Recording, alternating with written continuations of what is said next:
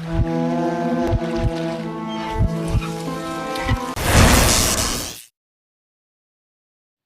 Everyone, my channel Chanakya coaching centre.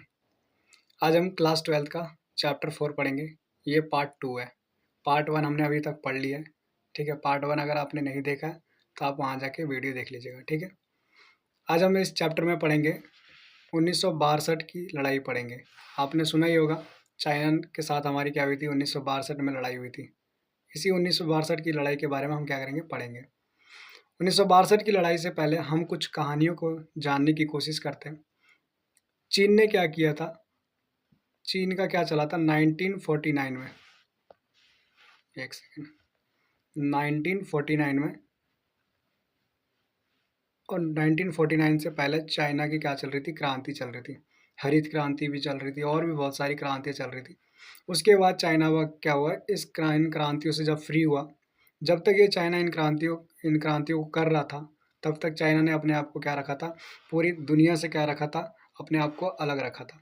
जैसे ही China क्या किया, ये क्रांति कर लिया, ठीक है, चाइना की जब क्रांति सफल रह गई, चाइना डेवलप कर लिया अपने आप को, तब चाइना ने क्या किया, दुनिया से जुड़ाव अपना शुरू किया। सबसे पहले अमेरिका से जुड़ाव शुरू किया, फिर धीरे धीरे और देशों के साथ अपना मतलब मेल मिलाप चालू कर दिया। किसने किया, चाइना ने। 1949 में बोलते हैं कि क्रांति के बाद भारत के एक पार्टी है, कम्युनिस्ट पार्टी। कौन सी पार्टी, कम्युनिस्ट पार्टी। उस पार्टी को मान्यता देने वाला अगर कोई देश बना तो वो चाइना बना। कौन बना, चाइना। चाइना ये हमें क्या किया, सपोर्ट किया। हमारे पहली पार्टी कम्युनिस्ट पार्टी को मान्यता दिया, और चाइना में भी कौन सी पार्टी चली, कम्युनिस्ट पार्टी चली। ठीक है, अब यहाँ पे मैं आपको बताता हूँ, चाइना की जब हमारे साथ इतना अच्छा व्यवहार करने लग गया, तो हमने सोचा कि क्यों ना अपने अंतर्राष्ट्रीय मामलों में अंतर्राष्ट्रीय देशों के साथ अपने रिश्ते को थोड़ा सा मजबूत और एक बढ़िया ढंग से मतलब मनाने की कोशिश किया जाए। ठीक है, 29 अप्रैल 1949 को भारत के प्रधानमंत्री नेहरू जी और चाइना के प्रधानमंत्री चाओ एन लाई, ये दोनों ने क्या किया, मिलके एक पंचशील समझौते पे क्या किया, साइन किया, और एक 5 सिद्धांतों के ऊपर क्या किया, एक समझौता तैयार किया, और उसको साइन करके अब बोला आज से हम दोनों क्या करेंगे, एक दोस्ताना तरीके से रिश्ते निभाएंगे। ठीक है, हम दोनों कभी भी आपस में एक दूसरे के मैटर में नहीं आएंगे। ठीक है, अगर हम दोनों के बीच में अगर हम दोनों के ऊपर किसी ने अटैक किया, ठीक है, तो हम समझेंगे, जैसे मान लीजिए चाइना पे अटैक हुआ है तो समझेंगे कि ये भारत पे भी हुआ। अगर भारत पे अटैक हुआ है तो हम ये समझेंगे कि चाइना पे भी अटैक हुआ है। ठीक है, तो ऐसी कुछ बातों पे क्या हुआ था, एक पंचशील समझौता साइन हुआ था। किसके बीच में साइन हुआ था, बताइए, चाइना और हमारे भारत के बीच में। ठीक है, यहाँ पे क्या बोलते हैं कि ये जो समझौता शुरू हुआ एक दोस्ताना तरीके से शुरू हुआ। ठीक है, अच्छा, जब हमने दोस्ती ही किया था चाइना से, तो 1962 में चाइना के साथ हमारी लड़ाई क्यों हो गई, ये बहुत बड़ा क्वेश्चन है। ठीक है, तो इसको हम थोड़ा सा जानने की कोशिश करेंगे जब हम इनके कुछ पॉइंट्स को पढ़ने की कोशिश करेंगे तो। ठीक है, चाइना ने हमारे साथ 1949 में क्या किया, पंचशील समझौता किया। पंचशील समझौता के साथ क्या किया, अब 2 देश क्या हो चुके थे, एक मजबूत संबंध के दायरे में आ चुके थे। अब ऐसा लग रहा था कि चाइना और भारत ये दोनों क्या होंगे, एक होके मिल के काम करेंगे, और अगर एक होके मिल के काम करते हैं तो पूरी दुनिया पे इनका ही क्या होगा, राज होगा। ठीक है, इनको कोई भी दबाने के काम नहीं करेगा। ठीक है, ये कभी भी एक दूसरे के अगर साथ रहते हैं तो इनको कभी भी किसी भी डेवलपमेंट में कोई रुकावट नहीं देखने को मिलेगी। ठीक है, क्लियर यहाँ तक। चलिए आगे मैं आपको बताता हूँ। तो फिर ऐसा क्या हुआ भाई कि भारत ने और चाइना के बीच में लड़ाई हो गई, और चाइना ने क्यों हम पे अटैक कर दिया, उसके बारे में कुछ बातें बताता हूँ मैं आपको। तिब्बत, आपने नाम सुना ही होगा। तिब्बत कहाँ पे है, तो याद रखिएगा कि ये ऊपर का हिस्सा चाइना है, ये नीचे का हमारा इंडिया है पूरा। तो इंडिया और चाइना के बीच का कुछ हिस्सा था जिसे तिब्बत कहा गया। ये पूरे हिस्सों को क्या कहा गया, ये वाला छोटा सा जो हिस्सा इसे क्या कहा गया, तिब्बत कहा गया। ठीक है, इस तिब्बत को चाइना ने क्या बोला कि ये इलाका हमारे अंदर है। ठीक है, चाइना ने क्या किया, तिब्बत को अटैक करके और तिब्बत को अपने कब्जे में ले लिया। तिब्बत पर अटैक किया और तिब्बत को अपने कब्जे में ले लिया। उस समय तिब्बत में एक गुरु, धार्मिक गुरु था जो कि वहाँ पे नेता था। ठीक है, उस धार्मिक गुरु का नाम क्या था, दलाई लामा। क्या नाम था, दलाई लामा। ठीक है, 1959 में क्या किया यहाँ पे, अच्छा ये वाला वर्ड थोड़ा गलत है, ठीक है। 1959 में दलाई लामा, अब वहाँ से जब तिब्बत पे कब्जा हो गया तो दलाई लामा तिब्बत छोड़ के भाग गए, तिब्बत छोड़ के भाग गए, और वो भाग के और भारत में शरण लेने के लिए आए कि हमें क्या चाहिए, भारत में शरण चाहिए। जब वो तिब्बत छोड़ के भारत आए तो भैया देखो हमारा जो इंडिया है ये क्या है, बताओ, मेहमानों का कंट्री है, ठीक है। आओ भगत तो हम हर किसी की करते हैं। आज आपको पता है कि हमारे मथुरा हो या कहीं भी हो, वृंदावन हो, ठीक है, अंग्रेजों की भरमार यहाँ भी अभी भी है, ठीक है। 1947 में अंग्रेज तो छोड़ के चले गए, लेकिन ये अंग्रेज हमें कभी भी नहीं छोड़ते, ठीक है, समय समय पे आते रहते हैं। सेम चीज़ है कि दलाई लामा ने जैसी हमसे क्या मांगी, मदद मांगी, हमने बोला कोई दिक्कत नहीं है, आओ अतिथि देवो भव, हमारे यहाँ की क्या लाइन है, इस लाइन को अपनाते हुए हमने तिब्बत के दलाई लामा को अपने यहाँ एंट्री दे दी।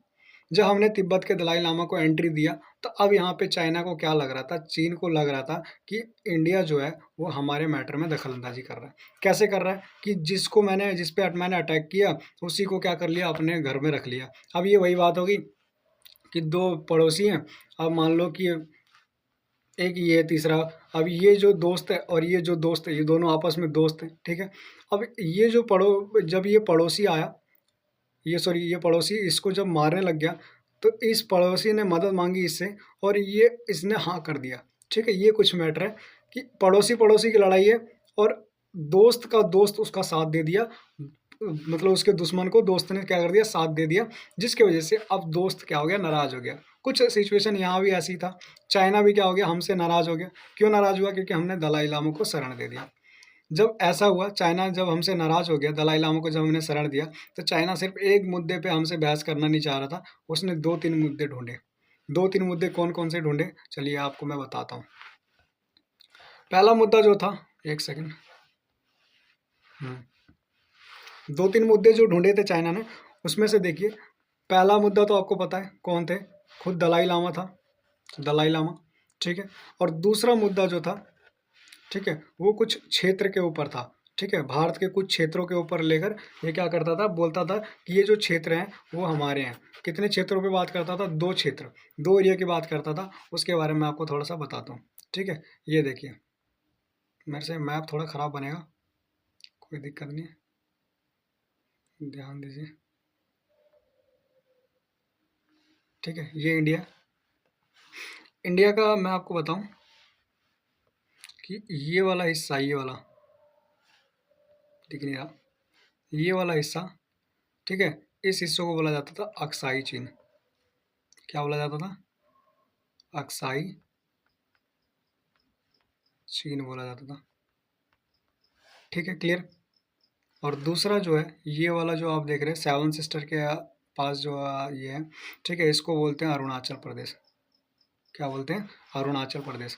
अब ये दोनों इलाकों को चाइना बोलता था हमारा, क्यों, क्योंकि चाइना का भी बाउंड्री यहीं से था, ये पूरा चाइना का इलाका था, ठीक है। यहाँ नीचे तिब्बत था। अब ये चाइना बोलता है कि ये जो अरुणाचल प्रदेश है और ये जो अक्साई चीन है ये हमारा है। क्यों ऐसा बोलता था, इसके पीछे रीज़न है। अक्साई चीन का तो इलाका ठीक है कि भैया वो पहाड़ों वहाड़ों से है, ठीक है, तो इसका मेन रीज़न ये था कि जैसे ये पूरा जो बाउंड्री जा रहा है, ठीक है, तो यहाँ से यहाँ तक का पूरा इलाका, एक सेकंड, ये पूरा यहाँ से ये पूरा एरिया पहले, फिर उसके बाद इधर का एरिया, ये जो बाउंड्री दिया गया ये अंग्रेजों ने दिया है। इसको बाउंड्री किसने किया है, अंग्रेजों ने किया है। और चाइनीज कहते थे कि हम अंग्रेजों के बनाए हुए रेखा को नहीं मानते हैं, ठीक है, अंग्रेजों के बनाई हुई लाइन को हम नहीं मानते हैं, ठीक है, जिसके कारण से ये वाले इलाके और ये वाले इलाके क्या हैं, हमारे हैं, ठीक है। यहाँ तक समझ में आ गया। अक्साई चीन जिसे कहा गया, ठीक है, जम्मू कश्मीर और लद्दाख का क्षेत्र था, ठीक है। साथ ही साथ अरुणाचल प्रदेश जिसे कहा गया, उसे हम नेफा के नाम से भी जानते थे। किस नाम से जानते थे, नेफा के नाम से जानते थे। नेफा का मतलब क्या होता है, नॉर्थ ईस्ट फ्रंटियर लाइन वो होता है, ठीक है, तो उस नेफा के नाम से भी जानते हैं, ठीक है, north east frontier agency, clear, इस नाम से भी किसको जानते थे, नेफा को जानते थे। और ये अरुणाचल प्रदेश का राज्य था, क्लियर। यहाँ तक क्या बोलता था, मेनली चाइना बोलता था कि हम अंग्रेजों के द्वारा जो खींचा हुआ लाइन है उस लाइन को हम क्या करते हैं, नहीं मानते हैं, हम क्या करेंगे, हम अपने इलाके को लेके रहेंगे, ठीक है। चलिए सर, यहाँ तक बोला चाइना ने। इतना बोलते हुए 2 मुद्दों को दिखाते हुए हमें कि देखिए आपको दिख रहा होगा, क्या दिख रहा होगा कि एक तो दलाई लामा को आपने शरण दिया, दूसरा हम आपने हमारे 2-2 क्षेत्र को क्या किया, कब्ज़ा किया है। इन्हीं मुद्दों पर चाइना ने क्या कर दिया, अक्टूबर 1962 में हमारे ऊपर अटैक कर दिया। 1962 में जब चाइना ने हमारे ऊपर अटैक किया, तो इस युद्ध में जितनी भी लड़ाई हुई, ये 4250 मीटर से भी अधिक ऊंची चोटी से क्या किया इन्होंने, अटैक किया। ठीक है, बहुत ऊंची चोटियों पे क्या हुई, लड़ाई हुई। ठीक है, कहते चीन युद्ध में क्या हुए, ये लाइन को थोड़ा सा अभी रहने दीजिए। ठीक है, ये समझ में आ गया कि बहुत ऊंची चीज़ों चोटियों पे जाके क्या किया इन्होंने, लड़ाई किया। फिर क्या कहता है यहाँ पे कि जब चाइना ने हमारे ऊपर अटैक किया, भारत पे अटैक किया, तो भारत के पास हम कोई व्यवस्था नहीं थी, हम तैयार भी नहीं थे लड़ाई के लिए। वो लोग फुल तैयारी से आए थे, हम लोग ऐसे ही बने हुए थे। क्यों बने हुए थे, इसके पीछे रीज़न था क्या कि जब ये पंचशील समझौता हुआ था, तो हम दोनों के बीच में एक नारा चला था, भारत और चाइना के बीच में, हिंदी और चीनी भाई भाई का नारा चला था। क्या चला था, हिंदी चीनी भाई भाई। जब ये नारा चला था हिंदी चीनी भाई भाई का, तो हमें लगा कि यार चाइना कभी हमारे ऊपर अटैक करेगा नहीं, और नहीं करेगा तो फिर हमें आर्मी लगाने की ज़रूरत क्या है। बॉर्डर पे हमने कुछ खास आर्मी नहीं लगाई थी, बहुत जनसंख्या मतलब संख्या कम रखी थी आर्मी की। ठीक है, जिसके कारण से क्या हुआ था यहाँ पे, अब संख्या कम रखी थी हमने, लेकिन हमें क्या पता भैया चाइना 2 नंबर का काम करेगा। ठीक है, चलिए हमने क्या किया, अमेरिका से हेल्प लेने की कोशिश की कि साहब आप हमें हेल्प कीजिए। क्यों हेल्प कीजिए कि हमारे ऊपर चाइना ने अटैक कर दिया, तो हमें थोड़ी सी सैन्य सहायता कीजिए। ठीक है, हमने अमेरिका से हेल्प मांगी। हम मांग सकते थे सोवियत संघ से, लेकिन सोवियत संघ इस समय क्या था, तटस्थ था। तटस्थ का मतलब क्या होता है, मैं आपको बता दूं। तटस्थ का मतलब होता है कि दुनियादारी के मामलों से दूर रहना। ठीक है, जब कहते हैं ना कि भैया मुझे दुनियादारी से मतलब नहीं है, ठीक है, तो उस ऐसे मैटर को तटस्थ बोलते हैं। चाइना क्या था, इंटरनेशनल मैटर में इंटरफेयर नहीं करना चाहता था, जिसकी वजह से वो बोलता था मैं अभी तटस्थ हूँ, मुझे अभी इन सब से मतलब नहीं। ठीक है, चीन और भारत के संघर्ष ने क्या किया, विपक्षियों को प्रभावित किया। विपक्ष मतलब होते हैं अपोजिशन से लीडर जो होते हैं, वो इंडिया की बात कर रहा है। ठीक है, यहाँ पे मैं आपको बता दूं 20 नवंबर 1962 को अक्टूबर में लड़ाई शुरू हुई, और नवंबर में जाके लड़ाई को ख़त्म किया गया। ठीक है, पूरा 1 महीने की लड़ाई चली थी। ठीक है, ये युद्ध को क्या किया गया, ख़त्म किया गया। याद रखिएगा, इस युद्ध को हम क्या कर गए थे, हार गए थे। ठीक है, इस युद्ध को क्या कर गए थे, लॉस हो गया था हमारा, हार गए थे इस युद्ध को। हारने का पीछे रीज़न क्या था, वो मैं आपको बता दूं। हारने के पीछे का रीज़न यही है कि हमारी ना आर्मी तैयार थी, ना हम तैयार थे, और ना हमें ये पता था कि चाइना हमारे साथ क्या करेगा, 2 नंबर काम करेगा। ठीक है, यहाँ तक समझ में आ गया आपको। फिर यहाँ पे अब कुछ मैं आपको ऐसी बातें बताता हूँ जो कि क्या आपको जाननी ज़रूरी है। ठीक है, चाइना मैकमोहन लाइन तक आके और फिर वहाँ से वापस चला गया। ठीक है, जेम्स कैल्विन एक फिलोसफर था, जेम्स कैल्विन। ठीक है, वो बोलते हैं कि चाइना भले ही क्या हुआ, सैन्य विजय जीत लिए, मतलब सैन्य तरीके से उसने क्या विजय तो पा लिया, लेकिन अंतर्राष्ट्रीय मामले में बात करें तो उसकी फेस वैल्यू खत्म हो चुकी है। फेस वैल्यू मतलब उसकी छवि क्या हो चुकी है, खत्म हो चुकी है। क्लियर यहाँ तक। फिर यहाँ पे देखो वही मैंने आपको जो बताया, हिंदी चीनी भाई भाई का नारा दिया था, वो ठीक है भैया। आगे मैं आपको बताता हूँ जो कि सबसे इम्पोर्टेंट पॉइंट है, कि जब चाइना और भारत की लड़ाई होगी, तो यहाँ पे मेन जो मुद्दा आता है वो नेहरू का आता है। नेहरू क्या कर रहा था, ये समझौते पे साइन कर रहे थे। नेहरू जी ने जब साइन किया, तो पटेल जी ने साफ उनको मना किया, साफ शब्दों में बोला कि देखो आप जो कर रहे हैं आप वो गलत कर रहे हैं। क्या गलत कर रहे हैं कि आपको चाइना के साथ हमें समझौता नहीं करना चाहिए। चाइना के बारे में हम जानते हैं, चाइना हमेशा विश्वासघाती का काम करता है। ठीक है, नेहरू जी ये नहीं माने। नेहरू जी बोले ऐसा कुछ नहीं है। ठीक है, तुम जो सोच रहे हो वो गलत है। ठीक है, अगर ऐसा अब होगा भी, तो चाइना को क्या करना पड़ेगा, बहुत बड़े-बड़े हिमालयों को पार करके और इंडिया से लड़ना पड़ेगा, जो कि ये कभी संभव नहीं हो सकता। आपको पता है कितनी ऊँची-ऊँची चोटियाँ हैं चाइना और भारत के बीच में, कंचनजंगा हो गया, माउंट एवरेस्ट हो गया, नेपाल-वेपाल की जो चोटियाँ पड़ती है बीच में। तो उसकी वजह से चाइना को क्या मतलब नेहरू जी को लगा कि किसी भी तरीके से चाइना हमारे ऊपर तो अटैक नहीं करेगा। बट पटेल साहब को पता था कि जैसे चाइना बातें कर रहा है, चाइना एक बार बोलता है कि मैं आपके साथ दोस्ताना निभाऊंगा। ठीक है, वहीं चाइना बोलता है कि कुछ मुद्दे पर हमें क्या रहना चाहिए, ऐसी सी तैयार रहना चाहिए। समझ में आ गया, मतलब पटेल साहब को लग रहा था कि ये जो बातें कर रहा है, ठीक है, ये कहीं मैच नहीं कर रहा है, कभी कुछ बोल रहा है, कभी कुछ बोल रहा है, बोलना कुछ चाहिए, बोलता कुछ है।